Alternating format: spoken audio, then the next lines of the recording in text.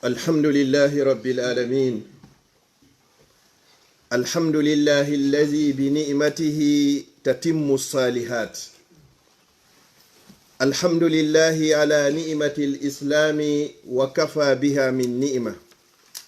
ثم الصلاة والسلام على المبعوث رحمة للعالمين محمد بن عبد الله وعلى آله وأصحابه ومن تبعهم بإحسان إلى يوم الدين.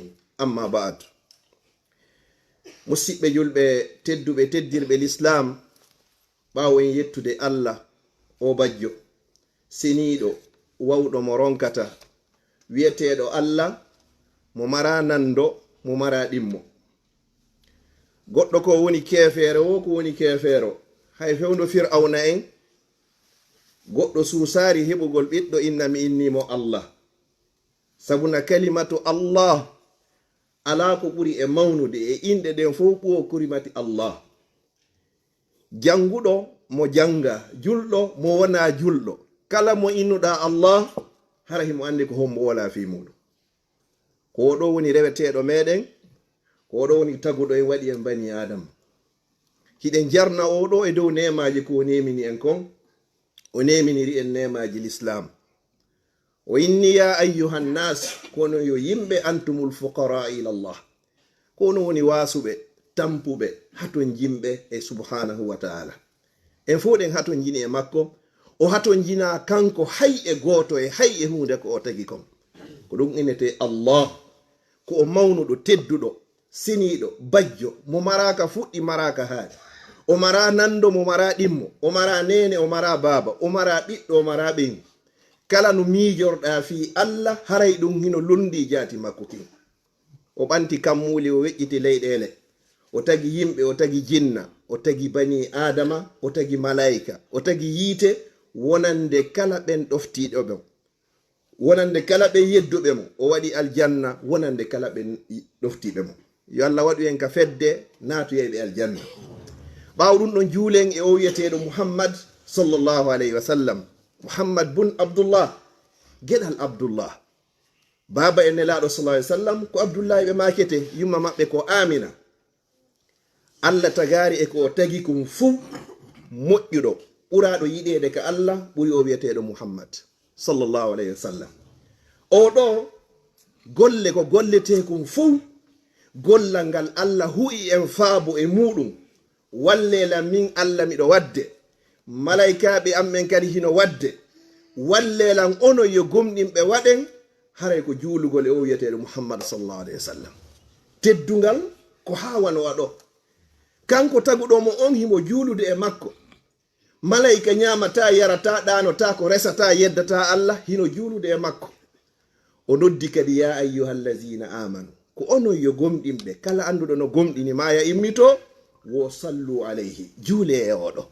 O waɗi kadi baraji mawnuɗi tawata wonande kala juuluɗo e oɗo. Nelaɗo sallallahu alaihi wasallam maki, man salla alayya, kala on juuluɗo e an salatan, salatu julde nde wotere pet, sallallahu alayhi biha ashara, Allah juula e ma nelaɓi sappo. O diwi julɓe ɓen fof, o diwi malaika fof, o yehi dow to ko Allah woni juulude e ma nelaɓi sappo si a juuli e nelaɗo sallallahu alaihi wasallam nde wotere. Sa juuli e maɓɓe noon nde laabi sappo, Allah juula e ma nde laabi temedere. Si Allah juuli e goɗɗo ko wiyata mi yaafike o, mi yurmama mo, mi dandimo yiite, mi okkimo aljanna. Mo be meɗen yo landi hoore muɗum nyande be nyande ko laabi jelu e juulata e oɗo. No juulirɗa e oɗo wo, haray ko yeru ɗum ɗon faalaɗa kadi yo Allah juulu e ma. Sa juulari e oɗo, andu a faalaka yo Allah juulu e ma. Fi honnum ko inna Allaha, Allah dey wa malaikatahu, e dendangal malaika makko fof. Nokkono himo wi wa ma ya'lamu junuda rabbika illa hu, hay goto anda kunu malaika no fotata sina kanko Allah subhanahu wa ta'ala. Joni non oɗo sa juuli e Muhammad sallallahu alaihi wasallam nde wotere, Allah juula e ma ne laabi sappo. Si Allah non inni mi yaafike ma, mi yurmama ma, mi okkima aljanna, mi dandima yiite, ko kanko jeyi yiite, ko kanko jeyi aljanna, haray heɓi ko raɓɓete ko. Landino hoore ma ko laabi joli heɓata ɗum e nder nyallal dalle 24 heures. Ko ɗon andirta hande kadi ko ha honto woni ko tinniɗa wakkiriɗa. ɓe hoyni kadi ɓe innaari ko be tawata ko be yahaka juulirde, ɓe hoyni kadi ɓe innaari ko be tawata hiɗa salligi, ɓe hoyni hay sonnajo on simo fiilade mo waawi, ɓe hoyni hay sonnajo on simo jibini himo waawi, foti hiɗa jooɗi hiɗa waawi, foti hiɗa waali hiɗa waawi. No wonirɗa o e alhaali maji ɗi, si tawi ɗum naaka nder hurgo wonɗa, hiɗa waawi juulude e oɗo sallallahu alayhi wa sallam. si ɗum ɗon feƴƴi duwanoɗen ɓengure makko nden fof e dendangal sahabaɓe makko. Nelaɗo sallallahu alaihi wasallam ko nde wotere ɓe hajji ko wiyete kon hajjatul wada. Ɓe hajjidi nden nyande ɓuri guluje 120 sahabaɓe. Ɓe seedintini ɓe fof, ɓe waɗi hutuba maɓɓe on haa ɓe gayni, ɓe ni allahumma hal ballagt, ene Allah mi yottini ko nuluɗa lan kon fof, ko adduɗa kon fof mi yottini. Allah subhanahu wa ta'ala seedtani ɓe sahabaɓe fof kadi seedtani ɓe. On say way ɓe seedtike nelaɗo sallallahu alaihi wasallam maki allahumma ashhad, Allah mi torikema seeditano la wondema pellet mi yottini. ɗon andi ko fi honɗum Allah no yini ko Qur'an makko, wala nas'alanna allazina ursila ilayhim wala nas'alanna almursalin. Nyalande darngal Allah darno yey annabaɓe, o darna kadi mofte maɓɓe ɗen fof. O inna mofte ɗen ene o arno ka mon o yottinno. Subhanallah, mo beno ma podi e nder hoore mum nden nyande. Ene Muhammad yottinno, Nuhu yottinno, Ibrahim yottinno, Isa e Musa e Zakariya e Yahya wal yasa wa zal kifli, annabaɓe fof ene ɓe yottinno. Mofte ɗen inna haray pellet ɓe yottinno. Haray annabaɓe kamɓe ɓe diri hande kadi. Allah ɓuri andude si ɓe yottinno e si ɓe yottina ɗulle kadi ɓe yottini kadi. Si tawi ɗum ɗo gasi hakkunde tagi e fongo, ɓen ɗon ɓe waɗe hande kadi. Dare ay waji'a bin nabiyina washuhada'i wa qudiya bainahum bil haqqi wa hum la yuzlamun. Annabaɓe wona addede taw. Yanɗo shahidi tawata ko dirati ka aljanna on kadi adde. Nyaawe hakkunde ɓeɗo ha gasa, ɓeɗo ina non joni potte accidola non e tagu luttungo. Yo Allah taw hara nden nyande hiɗe yooɓi ko wawata yunude en ko naɓata en aljanna. Yewtere meɗen nden ɓawo ɗum ɗo, nde goɗɗo anditi wo sono e sa'i wano juulirta e o ɓurnaɗo tagefo non, waɗir non kadi programme ma e du'anagol mawɓe maɓe. Sono be Allah mi tori kema, hay sa wata ka arabu, Allah mi tori kema yaafo nene e baba, Allah mi tori kema yurme ɓe wano ɓe yurmiranolam fe wano mi wonno bobo. O du'a ɗo ta goɗɗo yejjito oɗo. Abdullahi ibnu Abbas ala wawɗo firo Qur'an ɓuri oɗo. Oɗo ko ɓiɗɗo bappa nelaɗo sallallahu alaihi wasallam, ko nelaɗo toraninomo kadi Allah yo Allahu faami mo firo Qur'an, faaminamo diina, sabu needi ko paygum kon jogino fewndo on sey. Allah jaabini du'a annabaɓe ruttatake, du'a malaika ruttatake. Oɗo inni wo kanko yeri ko jangi kon fof diina. Enen sukaɓe jentoɗen moƴƴa o phrase ɗo. Yeru ko o jangi kon fof Qur'an e hadis, kala ko anduɗon no jangi e bangal diina, o inni o anda gollal moƴƴal ɓuraygal naɓugol goɗɗo aljanna ɓuri ɗoftagol nene baba. O anda gollal moƴƴal ɓuraygal naɓugol goɗɗo aljanna, naadoyomo aljanna ɓuri ɗoftagol teddina yumma ma e baba en ma. Yo Allah arsuki en ɗum ɗo. Yo Allah waɗu ɗum ɗo ka ɓerɓe fayɓe meɗen ɓen, mo beno soñjoɗi e fayɓe nga nder suudu. Toriki Allah yo Allah witto. E hille enen ɗon jagganari mawɓen en wakkili si 50 euro woni biru pettoɗo ko kamɓe heanda, Allah yo ɓe fayɓe kadi anditan en. Kono kala mo yiiduɗa wona neniraɓe ɓe, wona babiraɓe, mo yiɗa wono soñjoɗi e ɓe fayɓe. Hara ko fi honno yo Allah dandu tawde hara kulol ko mawɓe meɗen ɓen huluno kon fi leyɗe porto, hara ko ɗum ɗo wonno ko ɓe haynino. Fi honno mawmen ɓen makay si goɗɗo o daɗi kanko o dandari haray o daɗare. Yo Allah dande gerto ɓe ngal diwata yite. A yeyi ɗo mawɗo no wakkili ha kono yeeso ngo no niɓɓiti hino woni kon to.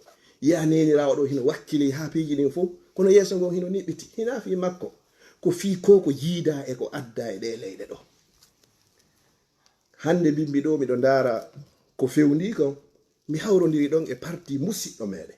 Tawi no yurmi goɗɗo no landi landal no gasa buye muɗum hawri e muɗum wo kanko yumma makko e baba en makko e gorol makko e deyol makko no ɓuranimo nelaɗo sallallahu alaihi wasallam. Subhanallah, pay ko hendike ɗum ɗo no goɗɗo imanu makko on timmata wona complet julɗo haqqan hata wata ko Allah e nelaɗo makko on ɓuranma, yumma ma e baba en ma, gorol ma e deyol ma, kala ko wodi hadna ko fu ko oɗo ɓurnata e hoore muɗum. Fodde ɗum ɗo hewtari andu iman ma o timmari. Sayyidina Umar radiyallahu anhu kanko e nelaɗo ɓe waddi ɗum, o indi min dey haray hande ko woni kon fof ko an nelaɗo ɓurayna sina wonki yanki. Nelaɗo maki la ya Umar, miɗo hanuma ɓurande hay wonki maki. Sayyidina Umar yiltiti arti o inni hande ko an ɓurani lan hay wonki yanki. On sai nelaɗo sallam maki al'ana ya Umar, awa joni noon timmi, iman ma on timmi hande kadi. Oɗo wiyeteɗo Muhammad sallallahu alaihi wasallam, wa ma arsalnaka min nulirarima illa rahmatan, wallahi si wona yurmede lil alamina, wonande windere nden fu. Oɗo hiɗa yiɗi goɗɗum, hiɗa hani yiɗugol goɗɗum ha oɗo ɓado. Hiɗen andi qissa oya suka, oɗo yawno ha o naati ga dina l'islam. ɓay o naati ga l'islam, yumma makko inni nyamata, yarata, ɓornota ko watta hay e hunde fodde o yaltare dina Muhammad sallallahu alaihi wasallam. Ɗum mapinimo moƴƴano, mapinimo, himo yiɗi yumma makko, kono dina kan woni ka nder ɓernde. O yahoyi ha o sonnaji on, o letti, o soñji, o tampi, fiyo paygum ko yalto. Paygum kum ɓitti, ɓay yi nene mum ko woni alhaali yumma muɗum on.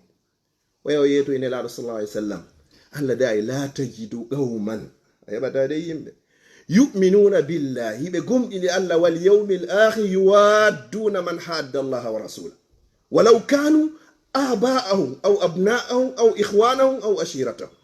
Hara ko hombo de hande kadi ko welata ɓeeɗo kon e ko welata Allah subhanahu wa ta'ala kon, a ƴetta e ko welata Allah kon hande kadi. Aro indi nene miɗo yiɗuma hattirde ko an sowilan lebbi jeenayi, jibinilan, bambilan, dankilan, waɗanilan piiji ɗin fof. Kono wallahi nene si Allah waɗanima wonkiji temedere, na dai wonki woti, so waɗanima ɗi temedere, ɗi yaltiri woti ha sakkitiki ki yalti, kinki yaltai harabi yaltari e dina Muhammad sallallahu alaihi wasallam. Subhanallah. Ko ɗo si hewto e yawmal qiyama seede muɗum, yawma yafirru al-mar'u min akhihi wa ummihi wa abihi. Din nyande goɗɗo doga nene, doga baba, a dogi ɓeɗo hande kadi, konto sonoyta fattoɗa ko mbo wawama tefano e yawmal qiyama.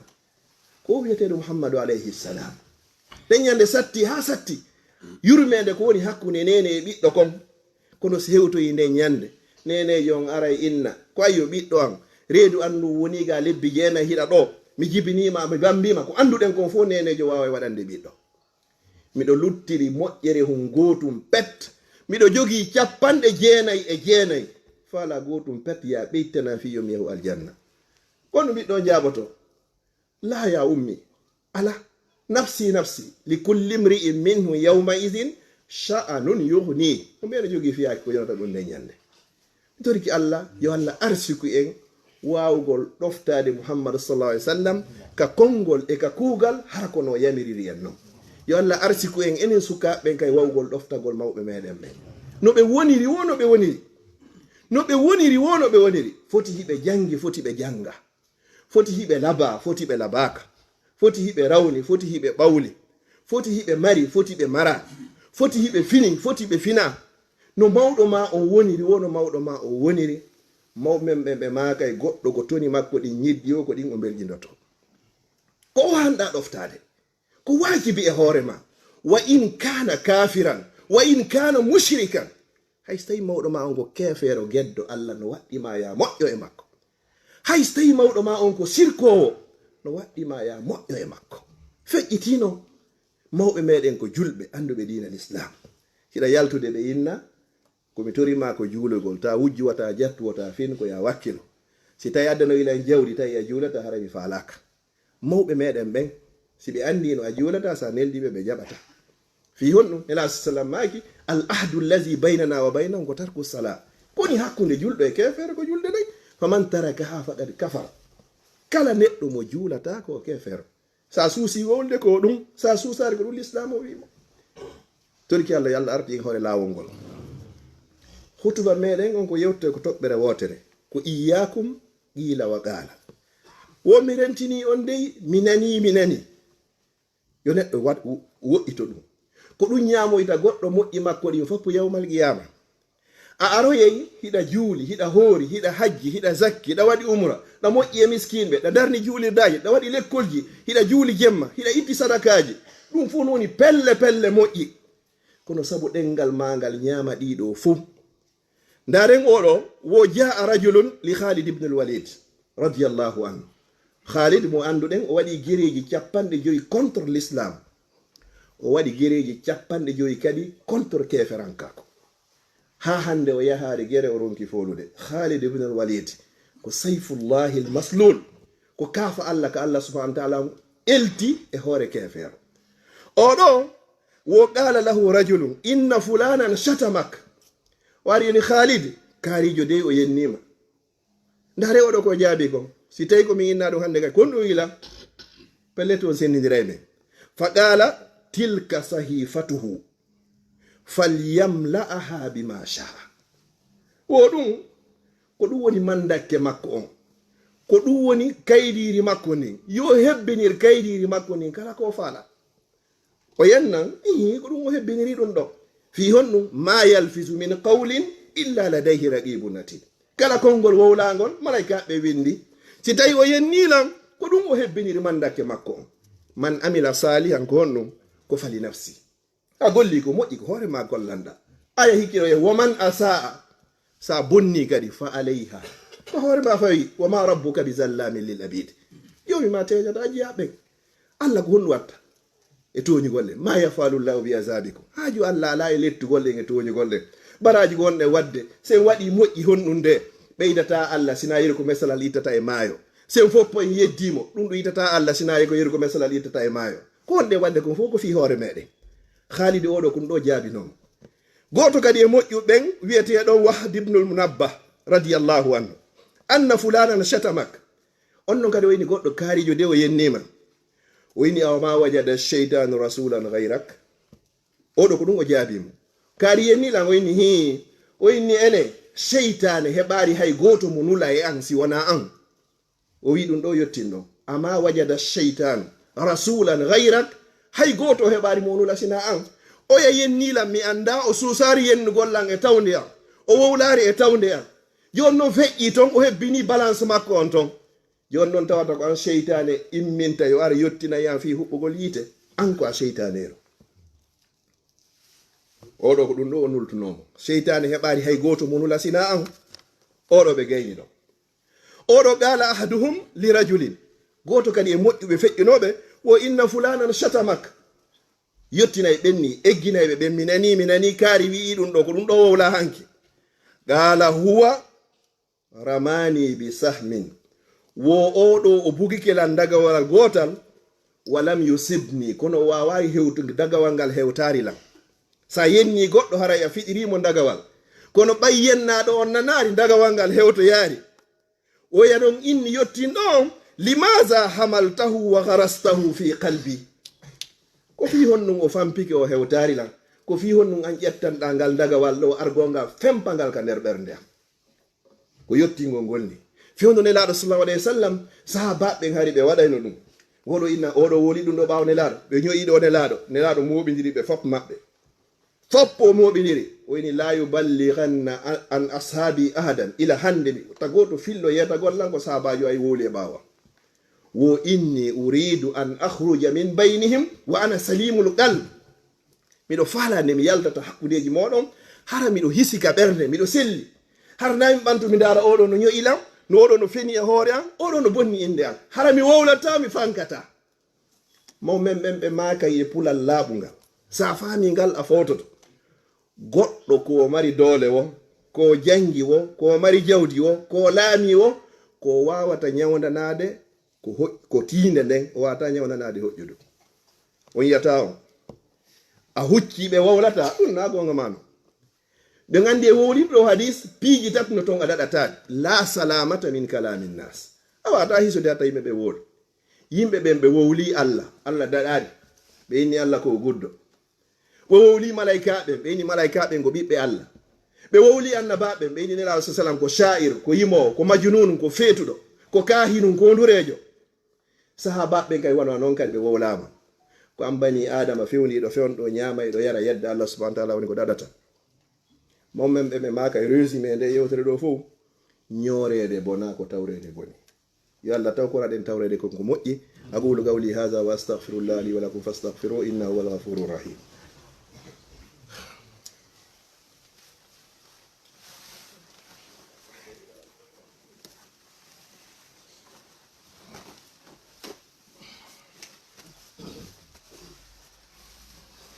الحمد لله رب العالمين الحمد لله على نعمة الإسلام وكفى بها من نعمة ثم الصلاة والسلام على المبعوث رحمة للعالمين محمد بن عبد الله وعلى آله وأصحابه ومن تبعهم بإحسان إلى يوم الدين. أما بعد، جاء رجل إلى إمام الشافعي فقال له فلان يذكرك بسوء فأجابه إذا صدقت فأنت نمام وإذا كذبت فأنت فاسق. ɓawo en yettude Allah laawol ɗimmo, goɗɗo arnoga imamu Shafi'i ɓe anduɗen ɓe o ari o inni kono yo imam kaarijo nde o woli inde ma bonde e ɓawo ma. Imamu Shafi'i ɓe maaki si tawi ko wolɗa kon ko gonga o wowli indi an e ɓawo an ko boni wo fa anta nammamo, an ko a waddindirayɗo yimɓe ko honɗum hanno wonlay tawde. Wa iza kazabta, tawi ko fenande no wowlɗa hara o wowlari a falame waddidirde wo fa anta fasiqum, an haray ko ari fasiqiyankejo nafiqijo yaltuɗo e nder dina l'islam. Nelaɗo sallallahu alaihi wasallam maaki e hadise daɓɓo la yadkhulul jannata, natata aljanna heɓoyta urgol aljanna nammamun, kala neɗɗo waddidirayɗo yimɓe. Eggina yewtere jonnoya kaarijo hara hiɗa andi pellet so hendike nden ɗon kanko e kaarijo ɓe haɓay. No tawa e nokkeli ka goɗɗo fenata tawata hino dagi fenugol fi moƴƴintingol hakkunde haɓuɓe, hara wona fenugol fi waddugol hakkunde welduɓe. Ɗum ɗo ɓuri e hulɓinade. Goɗɗo kami darnita hutba an on ɗon, goɗɗo o fatike tawi o juulay o hooray o hajjay, ko ɗum woni ko o andira. No ɓe wattinirnomo qabru makko on sumi tawi ko sonnajo fof ngalɗi jilbabu on no timmuno, o watta hay e hunde ko tawata sina ko Allah yiɗi yarli. Yon nongo fi honnungo surrama tungo gabru sumi ɓe landi yumma makko ɓe inni mi andira o hay hunde si wona ko moƴƴi, sina tum marno jikku hum bonku gotum ma jikku hoy ɗiɗoy. Ara nunkun o yahayno hakkunde yimɓe ɓe waddidirgo, o yahayno ko ɓe sonnaɓe ɗo o ƴetta o naɓaɗa kadi o wowla. ɗum woni goo. Woɗi munno kadi o juulayno kono o juulatano e leeɗon, o leetinayno kadi coñci ɗin noon harayno timmi. Mi toriki Allah subhanahu wa ta'ala yo Allah dande en o jikku bonɗo, toriki Allah yo Allah arsiki en tottugol farillaji ɗin e sa'i majji.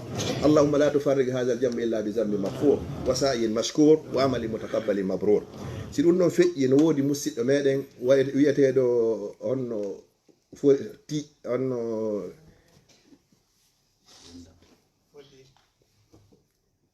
onno musidɗo meɗen toriɗo du'a, onnon ko fi kaydiji taw